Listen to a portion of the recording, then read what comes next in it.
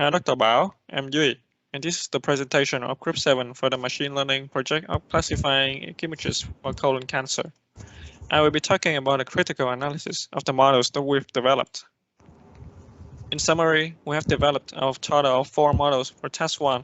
AlexNet was the best performer at 93% F1 score, followed by ResNet, XGBoost, and GoogleNet.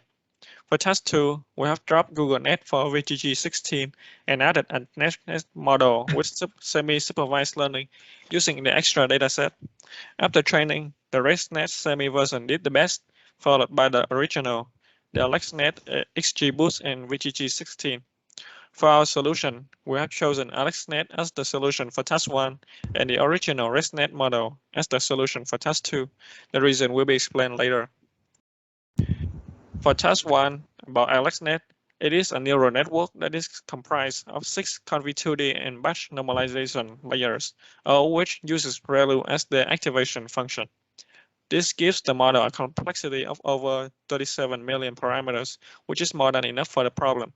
The complicated model can be a problem too, since it will require a lot of memory to run. Also, it can overfit if we let it train for too long, so we need a good early stopping function to prevent it. For task 2, we have modified the original ResNet model to have 5 stages of convolutional and identity blocks, which are the building blocks of this model. This gives the model 19 million parameters compared to the original 30 million, which allows it to be very fast while still complex enough for task 2.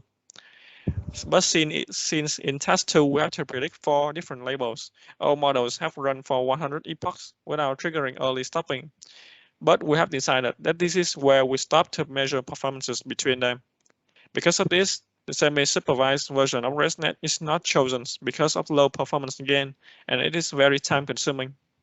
Next up, Wong will talk about a comparison between given papers. Okay, so I'm going to do a comparison between 2 research papers, result and the result of our project. So in the 2 research papers, we use the same data set, which is a CRC histophenotype data set. So the detail can we see right here, the model should be more accurate considering the data set was large compared to our data set because the image quality are reduced a lot and the data set has been cut short. So however, the data set are imbalanced and did not have any resampling process, so this should affect the F1 score overall. So the best performance model is the proposed MP, the FFC SCC models, which has the F1 score of 0.94. Among all the other models, we have the average of F1 of 0.8. Our model AlexNet, which has been proven to be the best model of our project, that has the F1 score of 0.93, which is pretty close to compared to the best model of a research paper. Compared to other models in our report, all our 4 models have an overall better F1 score than the 2 models in the reference paper. The highest F1 score of the submass CNN and NEP model is 0.78, which has been outperformed by all the models of our project, except for the GoogleNet model, which has the lowest F1 score of 0.5. So in the second table, the F1 score of our model still outperforms both SSPP and NEP with the highest score of 0.88 belonging to ResNet, the 15 semi-supervised.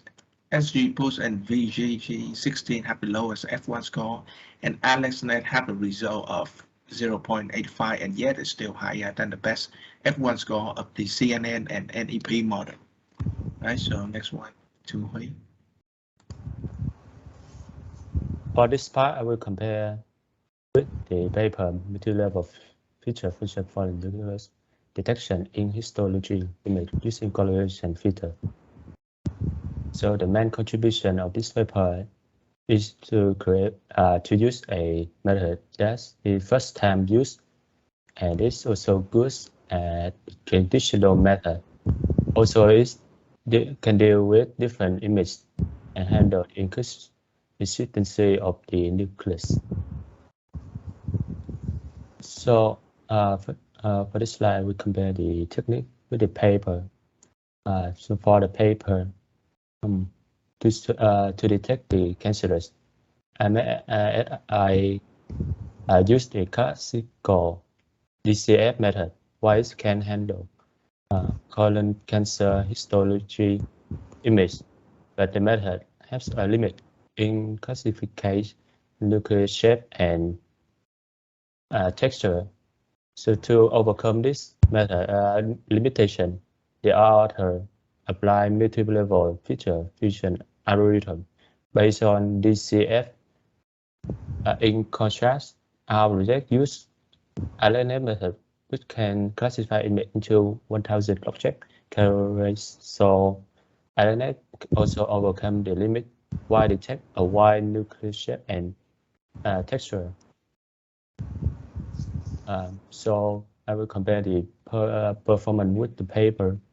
Our model, IGES model, has a very close F1 score with the paper highest method, which means it is suitable for the tech considered honor. So then last one is about further improvement of the project, and we will talk about that. Okay, so I'm Huy and I will show you how our review improves the performance of this project in the near future. So this including 4 different aspects that we mentioned is the models, the image, the datasets, and the number of training epochs. So let's start with the model. So you can see here, according to the graph, the highest accuracy at the moment is the EfficientNext L2 in the last couple of 2 years. The reason we're not using this model in this project yet because it's quite new and it's at a limited resources, so we don't have we have for research and apply this model. So we will wait until there are some library supported for this model, and we will try to implement it later to improve the accuracies. The second way we can do is to enlarge the dataset. So you can see here, like in the given dataset, we only have 10,000 different cell types compared to what the paper got is almost half of it. So the machine we don't have enough data for learning and training. So obviously it will produce a worse performance compared with other papers. So we will overcome this issue by going to some local hospital for asking for some more data sets. Another way to improve this is for looking at the image qualities here. So you can see the image from the papers has a higher accuracies and easier for diagnose for the machines compared to what we got in the paper, in the projects. So we have to tackle this as well. So we recommend the way to use some built-in tool out there. And one tool we have been used is the emg.upscaler website. So you can see like what we got after we using this tool. The picture look pretty much like better and it's reduce some blur compared to what we got in the previous one. Another way to improve the image is to remove the noise from using the window filter, because most of medical image are taken by using the computer tomography, also known as CT. So after using CT, the image will have some filter there, so we need to remove this. So we apply the window filter to remove some noise. You can see in the middle picture there are some noise. So after we remove the noise, it will be like the last one is for the machine for diagnose. The last way we want to improve this is to increase the epochs. In this project, we only set the epochs to 100 because our computer is not that powerful, so we cannot set it into like 200 or more. But if we will set it to like 300 or more, the machine will train more, and obviously they will have more feature to learn and to extract. And as a result, it will produce a higher accuracies. So this is the end for our presentation. Thank you for watching.